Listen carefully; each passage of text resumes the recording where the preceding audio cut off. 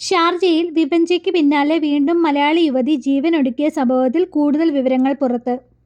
കൊല്ലം സ്വദേശിയായ അതുല്യ തന്റെ ജന്മദിനത്തിലാണ് ഷാർജയിലെ ഫ്ളാറ്റിൽ മരിച്ച നിലയിൽ കണ്ടെത്തിയത്. മകൾ ഭർത്താവിൽ നിന്ന് നേരിട്ട ക്രൂര പീഡനമായിരുന്നുവെന്ന് അതുല്യയുടെ അമ്മ പറയുന്നു. ശാരീരികമായും മാനസികമായും പീഡനം താങ്ങാനാകാതെ വന്നപ്പോൾ മകളോട് ബന്ധം ഉപേക്ഷിക്കുവാൻ പറഞ്ഞിരുന്നു. തുടർന്ന് വിവാഹമോചനത്തിന് ശ്രമിച്ചുവെങ്കിലും 2 കൗൺസിലിംഗിന് ശേഷം ഇരുവരും ഒത്തുതീർപ്പാക്കുകയായിരുന്നു.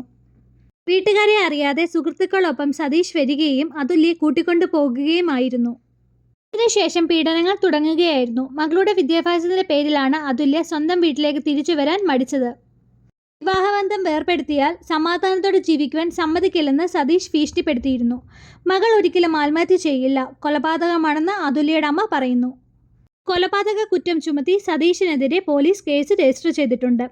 മരണത്തിന് മുമ്പ് അതുല്യ കുടുംബത്തിന് പീഡനത്തിന്റെ തെളിവുമായി ചിത്രങ്ങളും വീഡിയോകളും അയച്ചു നൽകിയതായി ബന്ധുക്കൾ വ്യക്തമാക്കി.